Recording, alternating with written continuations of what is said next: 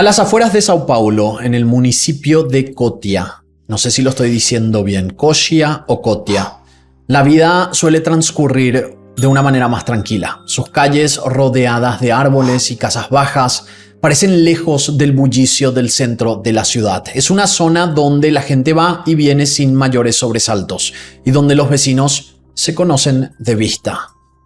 Pero un día de mayo de 2012, algo rompió con esa calma habitual. A un costado de una ruta poco transitada, entre el verde y el asfalto, alguien notó unas bolsas de basura y unas maletas abandonadas.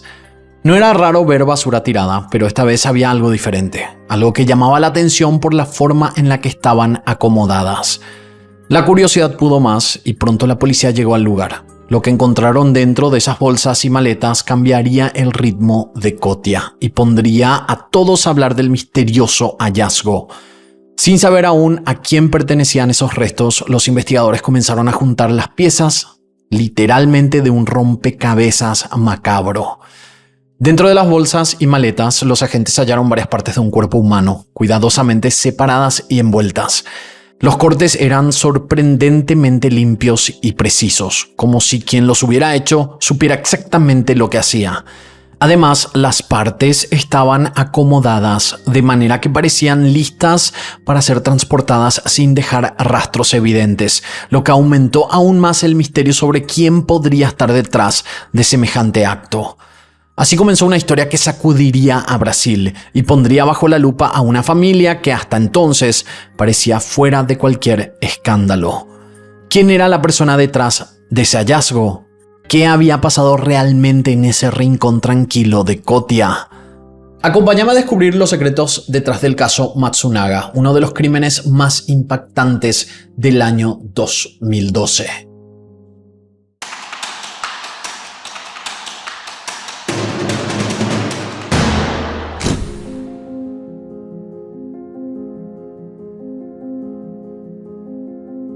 Cuando en 2012 apareció la noticia de aquellas bolsas y maletas con restos humanos en Cotia, la gente no solo estaba impactada por lo macabro del hallazgo, sino que también recordaron casos recientes de secuestros express que habían ocurrido en Sao Paulo y sus alrededores.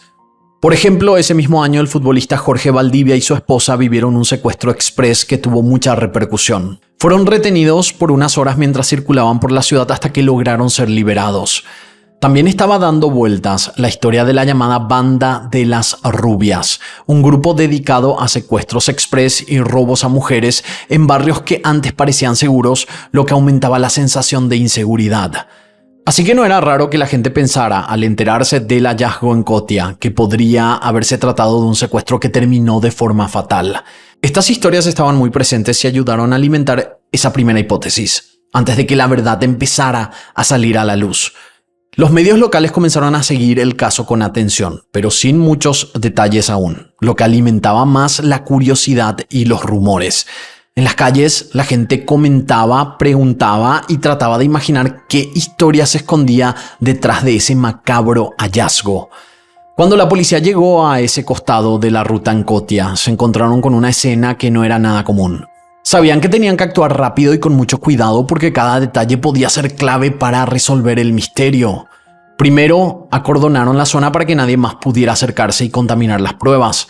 Luego comenzaron a revisar con lupa cada bolsa y maleta, buscando cualquier pista que pudiera ayudar a identificar a la víctima y entender qué había pasado.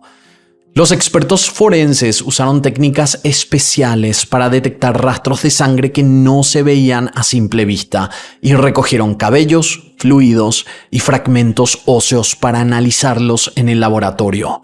Además, entrevistaron a vecinos y personas cercanas para saber si alguien había visto algo extraño en los días previos. Todo esto formaba parte de un trabajo meticuloso, casi como para armar un rompecabezas, donde cada pieza podía acercarlos a la verdad. Aunque el hallazgo era impactante, la policía no se dejó llevar por las emociones y mantuvo la calma para seguir cada pista con precisión, sabiendo que detrás de esos restos había una historia que necesitaba ser contada. Al principio la policía tenía en sus manos un rompecabezas complicado, partes de un cuerpo humano, pero sin ninguna identificación clara, Nadie sabía aún a quién pertenecían esos restos y eso alimentaba la incertidumbre y el misterio. Los investigadores comenzaron a cruzar datos con denuncias de personas desaparecidas y revisaron las cámaras de seguridad de los edificios cercanos. Poco a poco, una pista empezó a tomar forma.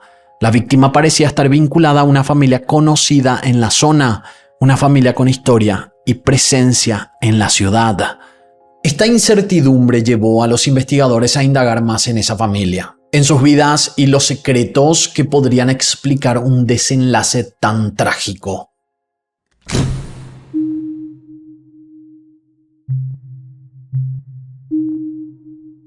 Marcos Kitano Matsunaga había nacido en Sao Paulo, Brasil, en una familia de ascendencia japonesa con una destacada trayectoria empresarial.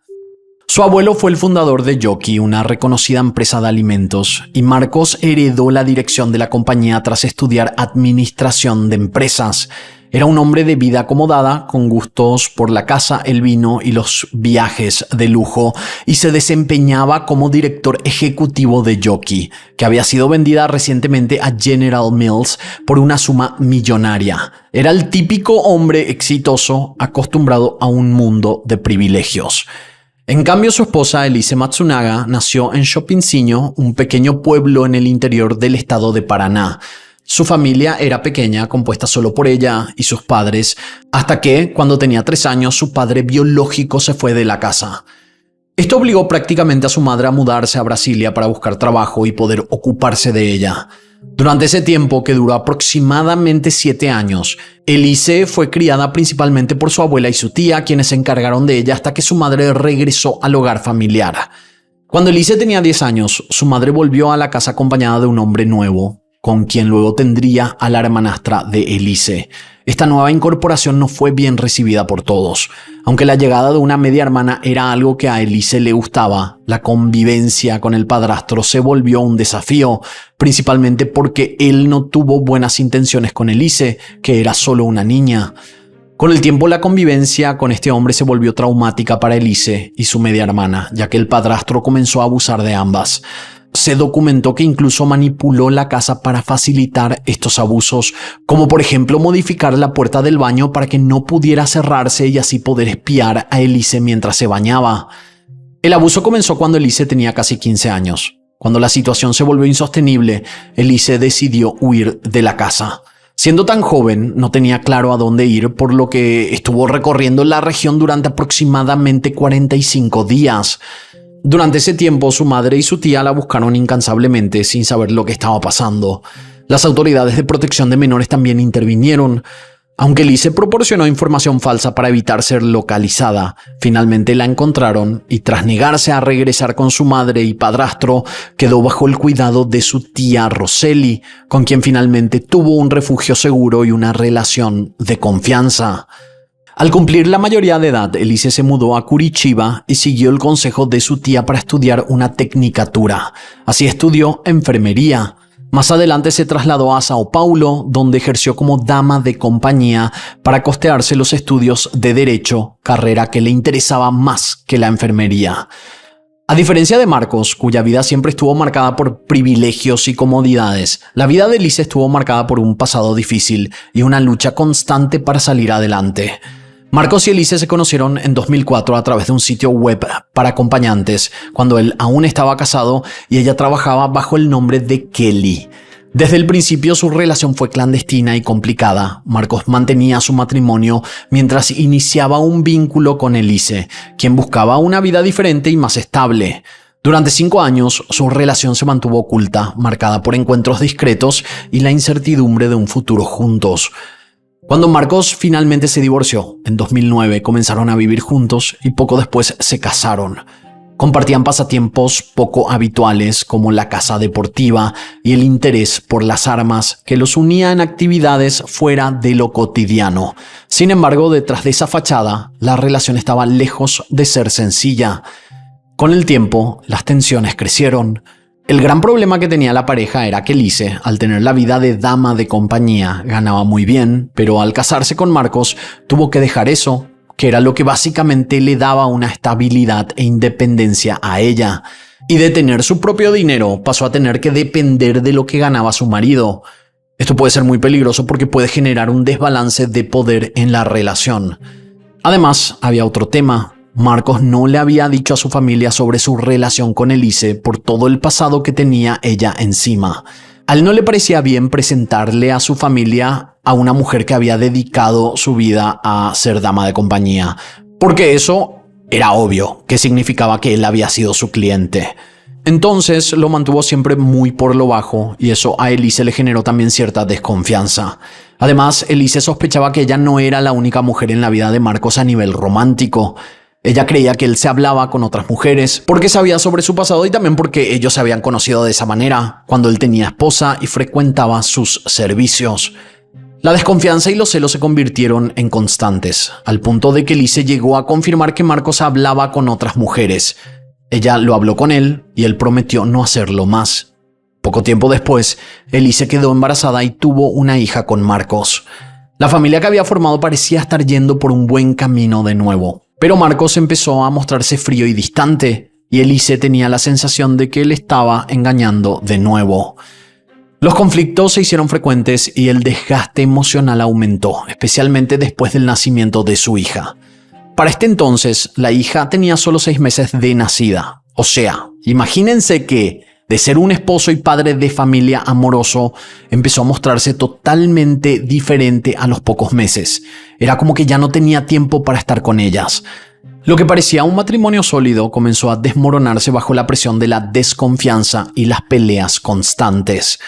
Cuando Marcos y Elise discutían, Elise era quien rápidamente mencionaba el divorcio y el irse a casa de sus familiares con la niña. Marcos, por otra parte, era un poco más agresivo al respecto, porque mencionaba cosas como el pasado de Elise para denigrarla y decirle que nadie se iba a meter con una mujer de la vida fácil y que nadie le iba a dar la vida que él le estaba dando. Por si fuera poco, la llegó a amenazar en ciertas ocasiones diciéndole que si no quería terminar con una bala en la cabeza, que mejor dejara de decir que se iba con la niña y que se iba a divorciar. Como les mencioné antes, cuando existe un desbalance en la relación, en este caso una dependencia económica, puede darse este tipo de situaciones en las que el hombre aprovecha para ejercer un control sobre su pareja y decirle cosas como no vas a ser nadie sin mí, nadie te va a querer, conmigo tenés la vida que nunca te vas a poder dar, entre otras cosas. Por todo esto, la relación pasó por muchos altibajos. Elise seguía sospechando que su esposo la engañaba. Entonces ella, preocupada por las supuestas infidelidades de Marcos, decidió contratar a un detective privado para confirmar sus sospechas. Y efectivamente resultó ser que él se acostaba con otra mujer. A veces uno mira desde afuera y piensa que ciertas familias viven en una burbuja de éxito y tranquilidad, como si los problemas nunca tocaran a su puerta. Pero la verdad es que por más perfecta que parezca la fachada, nadie sabe realmente lo que pasa puertas adentro. En el caso de los Matsunaga, lo que se veía era solo una parte de la historia. El resto, lo que no se contaba, era mucho más complicado.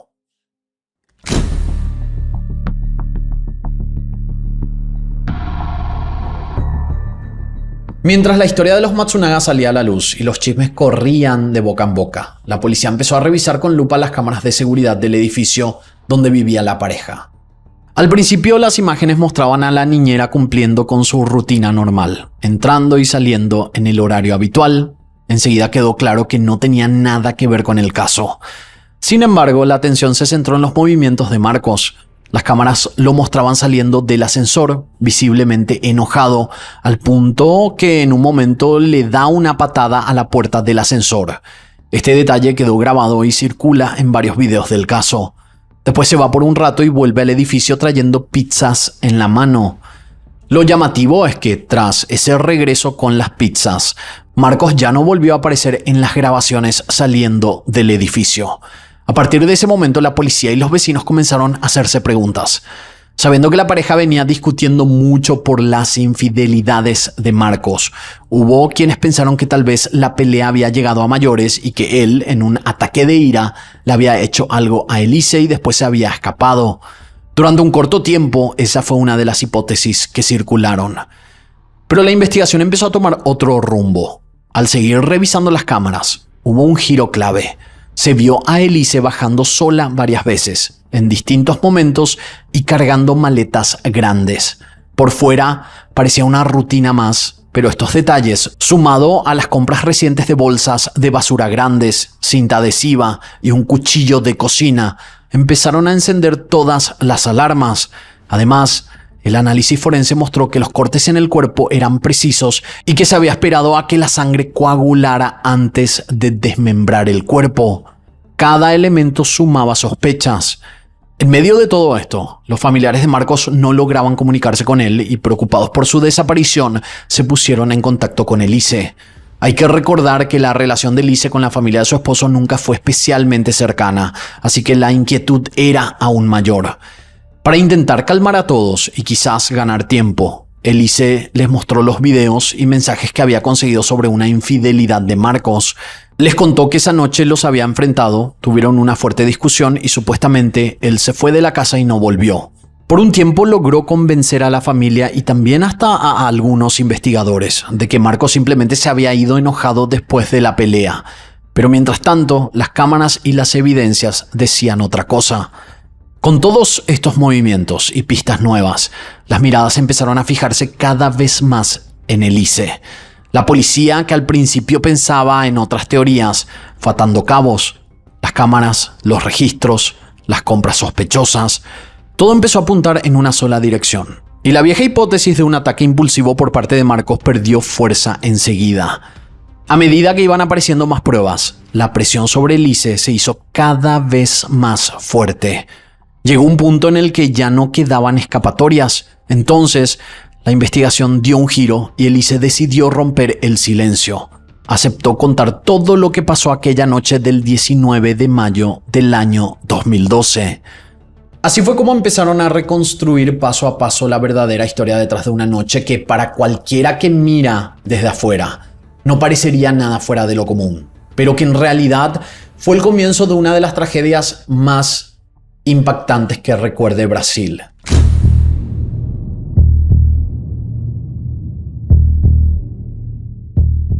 Cuando finalmente Elise decidió hablar, nadie estaba preparado para la manera en que iba a contar todo. Su relato no fue fácil de seguir, pero tampoco se mostró perdida o fuera de sí. Más bien, lo contó con una serenidad que dejaba helados a los que estaban del otro lado de la mesa. Según lo que ella misma explicó, esa noche estalló una discusión en el departamento. El ambiente venía cada vez más tenso. Hacía tiempo que las peleas y la desconfianza se habían vuelto parte de la rutina diaria. Marcos había salido molesto, fue a comprar pizza y cuando volvió parecía que nada podía calmar las cosas. Con la hija de ambos dormida cerca, Elise enfrentó a Marcos mostrándole las pruebas de una nueva infidelidad. La pelea creció y en un momento de mucha tensión, ella agarró una de las armas que había en la casa y le disparó. Lo siguiente fue todavía más fuerte. Según su propia confesión, Elise se quedó un rato sin saber qué hacer. Tomada por el miedo y la desesperación, pero también usando los conocimientos que tenía por sus estudios de enfermería, decidió desmembrar el cuerpo de Marcos y guardar las partes en bolsas y maletas. Todo eso mientras su nena seguía durmiendo en la otra habitación. Mientras contaba cada paso, Elise mezclaba momentos en los que parecía realmente arrepentida, sobre todo cuando hablaba de su hija. En otros momentos se la notaba más fría o incluso se la notaba casi irónica. Ella misma dijo después que no terminaba de entender cómo pudo actuar de esa manera, aunque también reconocía que venía arrastrando miedo, celos y una presión enorme. Antes de confesar, primero intentó convencer a la familia de Marcos y a la policía de que él se había ido después de una fuerte discusión. Dijo que le mostró videos y mensajes, que pelearon y que él simplemente se fue de la casa sin mirar atrás. Esa versión duró poco. Las cámaras del edificio, las compras que había hecho antes y todas las pruebas forenses la fueron dejando sin opciones. Fue recién ahí y por consejo de su abogado que Elise se animó a admitir todo lo que había pasado esa noche. Você não teve receio de morar com ele? Tive um pouco. Tive, mas Mas eu quis, porque eu amava.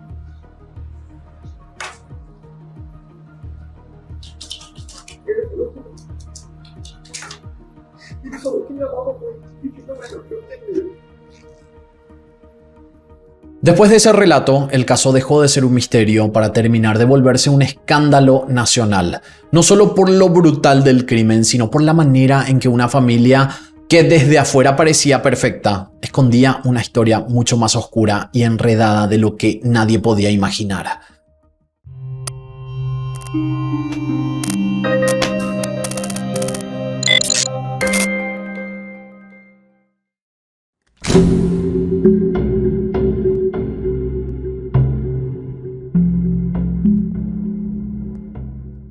Después de la confesión de Lise, el caso pasó a los tribunales y todo se volvió aún más intenso. En el juicio se escucharon muchas versiones y se pusieron sobre la mesa detalles que mostraban lo complicada que era la relación entre Marcos y Elise. La defensa intentó explicar que todo había sido un acto impulsivo, un momento de desesperación después de años de peleas, celos y desconfianza. Dijeron que Elise no planeó matar a Marcos, sino que fue una reacción al dolor y la frustración que sentía. Por otro lado, la fiscalía presentó las pruebas que mostraban que ella había comprado bolsas grandes, cinta adhesiva y un cuchillo antes del crimen, y que los cortes en el cuerpo eran demasiado precisos para ser improvisados. También se habló mucho del pasado de Elise, de su infancia difícil y de cómo tuvo que luchar para salir adelante. Esto generó debate sobre si su historia personal podía explicar, aunque no justificar, lo que hizo. A pesar de todo lo ocurrido, Elise mostró preocupación por su hija durante todo el proceso. La niña, que tenía tan solo 1 año cuando sucedió el crimen, quedó al cuidado de los abuelos paternos. Elise, en entrevistas, ha dicho que sueña con poder recuperar la relación con su hija cuando recupere la libertad. Finalmente, Elise fue condenada a casi 20 años de prisión. Sin embargo, su pena se redujo a 16 años y algunos meses gracias a su confesión y buen comportamiento en prisión. En el año 2022 obtuvo libertad condicional con salidas temporales supervisadas y se espera que cumpla su condena en libertad hasta el año 2028. A diferencia de otros casos mediáticos, Elise evitó dar muchas entrevistas y no buscó el protagonismo en los medios brasileños. Sin embargo, participó en la docuserie de Netflix Elise Matsunaga, Érase una vez un crimen, donde habló abiertamente sobre su vida y el crimen durante una salida temporal de prisión. El caso de los Matsunaga dejó una huella profunda en Brasil y en quienes siguieron la historia, no solo por la brutalidad del crimen, sino por la complejidad humana detrás de todo. Con 2 personas muy distintas, unidas por el amor, pero también por la desconfianza y el dolor. Al final, este caso no es solo sobre un crimen, es sobre secretos, sobre lo que no se dice, sobre las vidas que parecen perfectas y no lo son. Es un recordatorio que detrás de cada historia hay mucho más que no se ve. Y que a veces lo más sorprendente no es lo que pasó, sino todo lo que llevó a que pasara. Hasta aquí el caso del día de hoy. Espero sus comentarios aquí abajo y de esta manera nosotros nos encontraremos en la próxima historia.